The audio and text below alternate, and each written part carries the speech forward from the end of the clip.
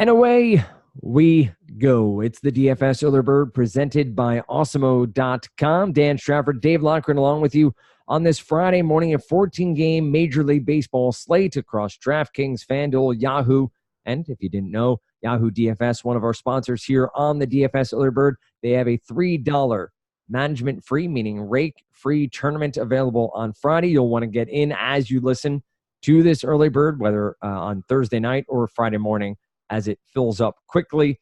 Tons of contests coming for NFL in the not-too-distant future as well. As I said, Dave and Dan with you on this Friday morning. Dave, how the hell are you doing? Doing all right, man. So, like a month ago, maybe, 5th of July, we had a party here in the neighborhood. Got a great neighborhood, man. It's a beautiful thing. I couldn't ask for a better neighborhood. We all got drunk. We all had a great time. And my soon-to-be sister-in-law hung out with us, stayed at our place. And we're all hungry at the end of the night, of course. And I'm like, all right, what are we going to eat? So we had some grilled cheese, but she's like, dude, the best way to do grilled cheese. And when I heard this, I said, what are you talking about? I'm intrigued. And I tried it. Yeah, go ahead. Grilled cheese with grape jelly on top. Now, it might sound strange, but I just had one about 20 minutes ago. And it is the greatest thing ever. I'm telling you, when you first hear it, it's strange, but it's fantastic. Quickly, because we want to get into the baseball. When you're making the grilled cheese, one, cheddar cheese or American cheese? Both. I do two of American and then sprinkle some sharp cheddar on top of it. Some shredded sharp. All right. I dig it. And then we're talking white bread, wheat bread. What kind of bread are we talking? Potato bread all day. All right. And then when making said grilled cheese, are you using some sort of press or are you going with a pan with butter? Pan, butter each side, and then I put I put the glass lid over it. Oh, wrap it, get it over top. I got a method, baby. The thing I've realized about you is you have a method for everything. So I did not doubt, but it's true. I did not doubt that there was a method there. I am a cheddar cheese only. Have you tried it with both? I have not. I'm not a big American cheese fan. Okay, fair enough. But cheddar cheese only. But I do the pan. I do the butter in the pan. So I drop. I let it melt. You melt the butter in the pan first, okay, and then I load it up. So when I make pierogies or whatever, I always butter in the pan. Usually it's butter in the pan, but with grilled cheese, I spread it on the bread on both sides. I mean, and then hit the flip. You're a Northeastern child. That's how you do it. I learned the butter method by trying to find out how I could get the most butter involved in the grilled cheese. that is how that worked out. You're a butter guy? I'm I love. Yes, I am. So am I, man. The more, the better. It's so true. So I worked at a movie theater for a year and a half, 2 years. First job I ever had. And they talk about butter, right? You get butter on your popcorn. And you had people come in and who knew how you didn't. And they'd say, you got to layer the butter, right? You got to put a little popcorn in, put the butter in, then keep going. And they do 4 or 5 layers and they pay you extra for it. They tip you. Great. Mm-hmm. So one day I don't know if people listening to this realize I'm a jerk and a wise ass. Oh, they all know. Yeah, I'm a wise ass. So the guy says, I'd like, layered butter. I was like, sorry, sir, it's not butter. What do you mean it's not butter? It's like, well, it's whirl. It's not actually butter. It's butter substitute. If you really want to get into it, I'll explain it to you. So I ended up getting suspended from the movie theater that day for explaining exactly what whirl is. I've never even heard of whirl. So whirl is butter substitute. It's even worse than butter. But if you want to enjoy something delicious, go get a bucket of whirl, drop that in a pan, and fry up your next grilled cheese. You may feel it in your heart as you swallow. But where do you even buy whirl at? Like if you go to a restaurant depot or something. So you can't even get it from your typical grocery store. You cannot. It is artery congesting on the fly. So it is a very potent substance that many movie theaters use for their popcorn. Sounds delicious. They don't use actual butter, just whirl. Let's dive in. We have a 14-game slate that is bereft is probably the wrong word, but is lacking top-end pitching options. There are not the typical names we see on a Friday slate, or at least a couple of names that we've seen. And I say that because you have Hyun-Jin Ryu at the top. You have Lance Lynn and Zack Greinke as our three most expensive pitchers. Now, Greinke is in Miami against the Marlins, a prime spot for any pitcher. But this is a guy who's lost multiple miles per hour on his velocity. He's been playing with different arm angles and playing with different approaches to the plate. Lance Lynn, I've had a trouble believing in all year long. And then Hyun-Jin Ryu, we deal with Dave Roberts at the top at 11-2 against Washington, in Washington, no less. As we dive in here, first glance, as we're trying to figure out exactly how this slate will shake out, are any of these three names ones you want to dive into, or do you feel like off the bat here, you're going to want to look elsewhere? No, I mean, Zack Greinke against Miami, it is still a favorable spot. And look, Ronaldo Lopez and Ivan Nova can go out there and toss a combined 17 innings. 17 one-run innings? Yep. Good things can happen. So is Greinke a little bit overpriced? Yeah, it's a bit rich for my blood, especially given, the fact that he is not the best strikeout pitcher. Right. But in good matchups, he does still go out and put up decent numbers. I mean, he just struck out 9 Brewers. When I say good matchups, the Brewers do strike out. Colorado, 9 strikeouts and 7 scoreless innings. Greinke still has upside. And while he's not an elite strikeout pitcher, hell, he's better than Berrios is. And this matchup is just as good as it gets. This and the Detroit Tigers for righties is really as good as it gets. You can't get any better than that. So, as far as the top priced guys go, you're not gonna catch me rostering Lance Lynn here. And I get it, man. He's been really good. I totally understand. But, if it's Greinke or Lynn, one of them facing an Oakland team that strikes out at a bottom 5 clip, and one of them against Miami in an equally, if not more spacious park against 8 righties, I'll take my chances on Zack Greinke. And with Ryu, he's a really good pitcher. Like I've been saying, if he were to win the Cy Young, I don't think anyone would bat an eye. But winning the Cy Young, and look at Porcello, is a lot different than being a good fantasy pitcher. So, and it isn't to say that he isn't. He is a good fantasy pitcher too, but he's not 11,000 plus against the Washington team that, while they've struggled against righties, is really good against lefties. From you've got Trey Turner, you have Rendon, Howie Kendrick's been good this season. Juan Soto can hit lefties and righties. Victor Robles, they've got a lot of bats in there, a lot of potent bats. Even Brian Dozier's seen a bit of a resurgence. So it's a matchup that concerns me. If I'm going above 10K here, it probably would be Zack Greinke. Yeah. I'm with you there. Of all the starters above 10K, if we're taking them just as the 3, I think Greinke, simply from pedigree and from park and from matchup, makes the most sense. If we go cheaper, though, looking at DraftKings, we'll take a look at Yahoo pricing in a little bit just to make sure we take a full scope of what's going on over there. On DK, you get Soroka against Philadelphia at 9.9. Zack Wheeler coming off the injured list, should be starting. Now, I have not seen that they have actually activated him, so you'll want to wait and make sure that happens before making these plans. But it is Pittsburgh, not a ton of strikeouts there. Then you get into a world where these names are not really flattering. It's Pineda, it's Paxton, it's Jake Junis, Jess Samardzija, Kyle Hendricks, Yarbrough, Flaherty. These are all pitchers with severe warts in their games when it comes to power and walks, which obviously is very debilitating from a fantasy perspective. It gets pretty ugly pretty quickly. Anybody sub 10K, let's say down to 8K, so Soroka, Wheeler, Pineda, Paxton, Junis, Samardzija, Hendricks, Yarbrough, who jumps off the page at you and automatically you say, yes, I want to roster him? Or is this a little bit of a muddy field as we get sub 10K?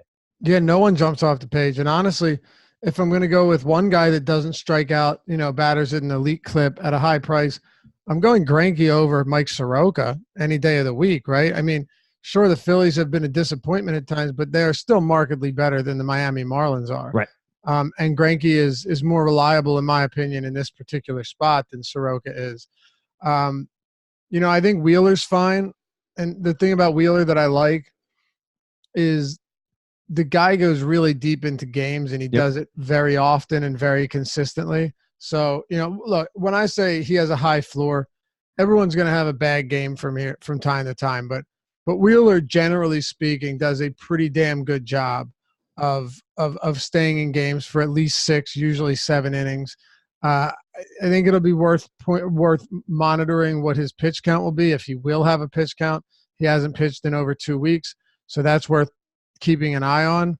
But outside of that, no, I think it's fine. I mean, the thing is, though, Pittsburgh, not a high strikeout team, so really what you're targeting here with Wheeler is getting him deep into games. And then with Pineda, I mean, I think the price point is a little steep, but man, this is a White Sox. Look, as bad as the Marlins, as bad as the Marlins are, they're also, like, we saw how good their pitching, most of their pitching was, even against the White Sox, right? Meaning the White Sox are not equally as bad, but they're bad. And they feature. What's up? They lead you're going right here, but they lead the league in K percentage against righties. Their WRC plus is below 100. Their walk percentage is below 7 against righties. It's all bad news there. Yeah, I mean, it is. It's bad. And to make matters worse, Eloy Jimenez being out doesn't help. The fact that they don't have Tim Anderson doesn't help. Those are 2 guys that had been producing quality numbers this season, and Jimenez had only been getting better. So I think Pineda, just based on the upside here, is what we're targeting, is worth a look. I mean, he is, when all is said and done, none of these guys are Chris Sale type strikeout guys, Garrett Cole type strikeout guys, Clevenger, Trevor Bauer. Hell, none of these guys are Aaron Nola type strikeout guys, right? But Pineda's right around the K per inning, and he does have the upside to go out there and rack up a bunch of Ks. He has 8 or more strikeouts in 3 of his last 4, and one of them was against the White Sox, one of them against Texas, one of them against an Oakland team that really doesn't strike out frequently. So I am willing to go here. He's a little bit overpriced, but it kind of comes with the territory on this slate. There isn't a whole lot to love. I mean, James Paxton, you normally say, okay, yeah, just give me James Paxton here. He's been shaky, man. Ever since returning from that injury, he's not throwing his cutter as much, which is disappointing because it's an excellent pitch that gets a ton of swinging strikes and a ton of whiffs. You're not seeing that as much. He doesn't look like the same pitcher that he was before. And while I still think he's one of the better pitchers in baseball, I'm not really looking to take any chances against Boston. I'd honestly rather play Pineda just against a much worse, way K-heavier White Sox team. Yeah, I am honestly right there with you, and this is not recency bias, as the Red Sox put up 19 runs on the Yankees on Thursday night. And living in this area, I actually had a neighbor invite me to a local bar to watch the game, and I luckily said no because I would not have survived the night. But this is a spot where Paxton, I'll pass. And if he goes out and throws a gem, I will gladly hang my hat on the fact that I passed. I just don't see this as any sort of situation where James Paxton is going to have a thorough and full night of quality pitching. This seems like a 4 2/3, give up 4 or 5 runs with a couple of home runs sprinkled in there for Paxton. He's just struggled so much, and you made the point about the cutter. I don't know if it's an issue, an injury, or it's a philosophy change for one reason or another, but we've seen a specific change in pitch mix from Paxton that is concerning, and one that I will completely agree with you on there. We get Samardzija, Hendricks, Yarborough, Flaherty, and then we get into sub 8K with Cease and Lucchesi. I guess Samardzija and Lucchesi are worth at least discussing. We get Samardzija against a righty-heavy San Diego lineup that does strike out a lot. Lucchesi against a San Francisco team that has been hot but still struggles offensively at times. Are these names that are at least on your radar for writing the deep dive on Friday? Oh, man. Exactly. This is the whole slate. Like, that's how I feel about this entire slate. I mean, I think Joey Lucchesi is at least in play, but I don't feel good about it. One of the things about this San Francisco team is, while they're not good, they can run out a lot of righties or a lot of lefties. They can make it work both ways. It doesn't mean these are good bats on either side, but it does mean that they can limit their strikeouts. And against lefties this season, they have not been good. I mean, they have a 91 WRC, or I'm sorry, that's against righties. Let me pull up against lefties. I thought I had it up there. An 83 WRC plus, even worse. That's against lefties. Among all teams, they are 29th, ahead of only the Pittsburgh Pirates, who have been dismal. 155 ISO, it's one of the worst in the league. Sub 300 WOBA, 22.9% K rate, which isn't very high, but it's also a lot better than it is against, or a lot higher than it is against righties. I mean, it's actually the 12th highest in the league. So it's higher than the league average, 21.9 against righties. I think Lucchesi merits some consideration here. A lot of it being, too, because he's not expensive. He's not going to cost you much. I mean, Dylan Cease, sure. You know, this guy I would expect to be the better pitcher over the duration of his career. But Minnesota, you know, I said the same thing about, like, I'm always willing to target talent, but certain matchups really do scare me. Low strikeout teams that aren't very good, usually you get a Garrett Cole, a Verlander, a Sale against them, you feel pretty great about it. But, you know, really good offenses that don't strike out, whether it be the Yankees or Boston or this Minnesota team, that's pretty scary. And we saw what happened to Lucas Giolito. I don't exactly have a ton of faith in Dylan Cease here. He has not looked particularly sharp in 3 starts. He does get strikeouts, but he hasn't gone deep. He has been coughing up runs. He has walked 9 batters across 3 starts and only 16 innings. Those are things that worry me. I'm not going there. I'm not going to Flaherty against Houston. Well, although, you know, if you wanted to make any argument, it would be that he is very good against righties. And he'll probably be negligibly owned. So I guess I could see that, but it's still a massively risky spot. I'm happy to target the Milwaukee Brewers with guys that can get strikeouts. You know, Kyle Hendricks is a very tough pitcher to rely on. This consistently gets swing and miss strikeouts. Right. That's another tough spot. He is cheap though. Again, so at that price, I think you can make an argument for it. But I think ownership plays into it as well. You know, if Jeff Samardzija ends up getting ownership here, like significant ownership against San Diego, you could definitely see yourself getting to the cheaper guys that are similarly priced in maybe not as pristine a matchup, but definitely exploitable ones. But yeah, I mean, Jeff Samardzija's looked better lately. There's no denying that. He has 6 or more strikeouts in 4 of his last 5, 20-plus fantasy points in 3 of his last 4. I don't know if we can rely upon it at all. He's definitely better at home, as any pitcher that pitches in San Francisco would be. But San Diego strikes out a lot. So do I get it? Yeah, I understand it. It worries me, but I get it. Now, I think the chalk play of this slate, do you know where I'm going here? I'm going to guess it's Griffin Canning. But yeah, I don't see how it couldn't be Griffin Canning. I really don't. He threw 86 pitches last time out. I don't think you'll really see any limitations here because he threw, an inning and a third and 50 pitches on the 15th. Did he get hurt, or was that – I guess I don't believe so. I think that was a planned – Oh, no. I'm sorry. He walked 6 batters. That'll do it. He walked 6 batters. Oh, against Houston? Yeah. He faced 12 and walked 6. Yep, threw 50 pitches. Yep. That's crazy. But I still have interest in him. He's still, a high strikeout pitcher that with a very high swinging strike rate. It's still Baltimore. It's still a neutral to pitcher friendly location. Griffin Canning, it'd be very tough to see any way that he isn't chalk, put it that way. Yeah, and I get it, by the way. I understand it. I will say I was right there with you, and this is specifically speaking to DK. I haven't looked at FanDuel prices. Yahoo will cover in a moment, so I do want to say we'll cover off on Yahoo. Yeah, Plesac, Wojciechowski, Gio Gonzalez.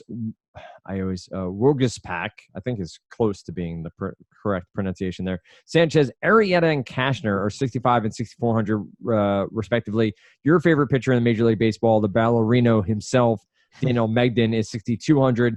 Agrizal is 6K. Kikuchi, which was one of those names that was all over season-long draft boards, has struggled mightily in his Major League season, is 59. Alcantara, another name that has been popular in DFS on the year, is 57. Norris, Castillo, and we go down.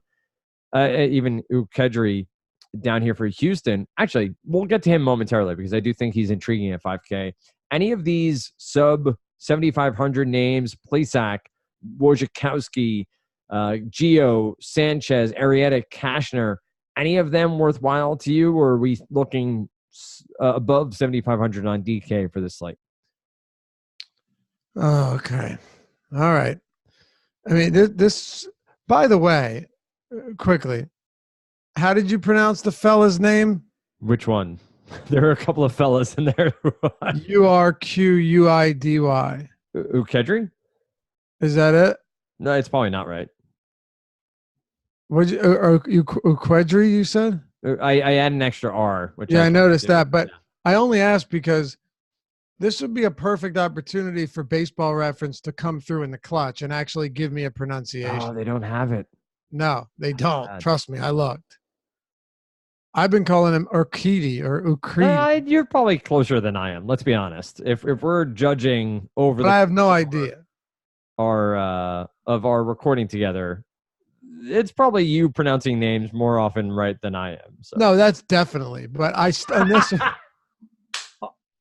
this one, I don't know. You mother. Anyway. All right, let's see. Here we go. Let's see. Showing people in the stands wearing NASA outfits. That helps. We're talking about Apollo 11. Amazing. I guess we're not going to find this out. It's disappointing. I would really like to know, Dan. I'll find it. We'll find it before we leave. Urquidy. All right. All right. Urquidy. So I'll take the win on that. I mean, sure. That's fine. No, I honestly had never heard it said before. He's a legitimate prospect for them. And at 5K against St. Louis, a team that Carpenter still will not be back. He's not going to be back until the weekend, if even before next week. I'm okay with it, man. 5K, I'm on board. I'm okay with it. You know, the Cardinals at times will make you pay because I don't think they're as bad as their numbers. Absolutely. Agree. This year, right? You would agree. Yep. I mean, Paul Goldschmidt has not been. No. Yeah. No, I mean, and Paul DeYoung and a lot of these guys. But not having Ozuna, not having Molina, not having Carpenter certainly doesn't help them. And you have Urquidy, who is, like you said, a legit prospect. He's struck out, by the way. He hasn't faced a ton of either, but he's faced out or struck out 30% of the batters he's faced so far. He's not walking anyone. So while he's definitely, given up, he's given up a little bit of power already, 2 home runs in his 16 innings. It's really not crazy to think that Urquidy could have a decent start here and go out there. And by the way, 98 pitches last time, which is encouraging. 7 innings, 1 run, 9 strikeouts against Texas. I agree with you. If I'm going to do it, why not just go to the bottom? Because I don't really have much interest in Norris against Seattle. Alcantara against Arizona. I really don't have a lot there. There's just no upside. Kikuchi's been abysmal this season, especially from a fantasy standpoint. There's really no value there, and he's really struggled mightily to get far into games. I guess you could argue that he's in play because it's Detroit, literally just because it's Detroit. But I think I'd rather go down to Urquidy here. It seems like it makes more sense than Agrizale or Mengden. If Mengden was a lefty, we could talk. Or Cashner against the Yankees, or Arrieta in a very tough spot against Atlanta. I think Urquidy would be the guy for me. Yep, I'm right there with you as we go through. I do want to spend some time on Yahoo here quickly, as I do notice on their site, Greinke's $57, Pineda $44 for sort of trying to get contextual here. Griffin Canning is $38. We get down to Paxton at $33, Lucchesi at $33, Alcantara at $31. I don't know. Is Ukridi available over there? Let's see. This does not look good for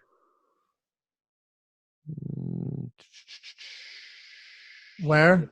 On Yahoo, Ucridi. Spell his name. He has the hyphenated name. You gotta.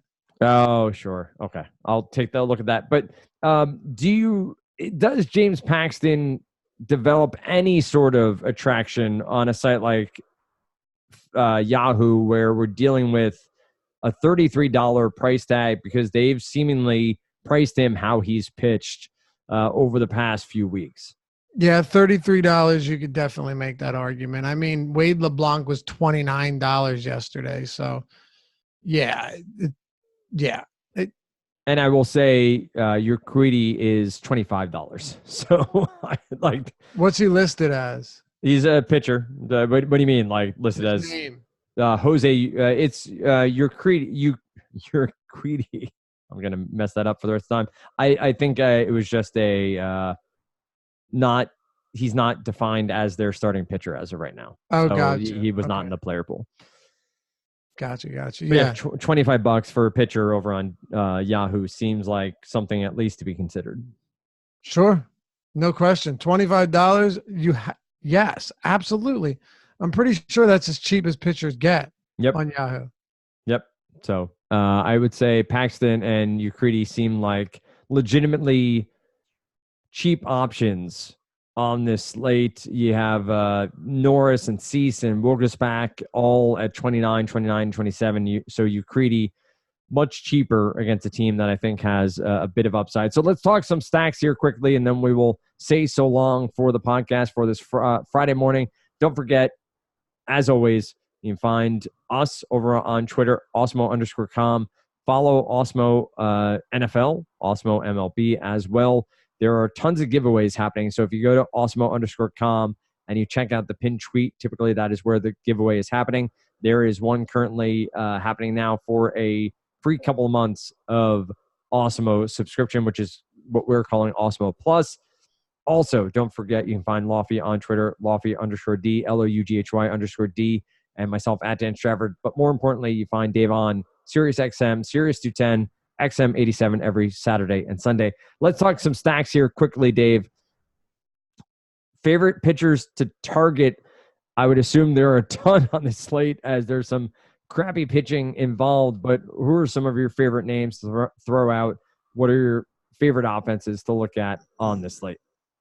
Yeah, there's a couple, right? A few pitchers that just really don't inspire much confidence in anyone. I know that Andrew Kashner has been Derek Carty's favorite pitcher. He's been okay. I mean, I can't talk poorly about him if he's produced well. I mean, hell, he got traded to a competitor. But I mean, who are you going to take when it's the Yankees against Kashner? And Kashner notoriously has struggled more with righties than he has against lefties, which shouldn't do him any favors here. Atlanta, Arrieta is a weird kind of case study. Against righties, he really hasn't been that terrible.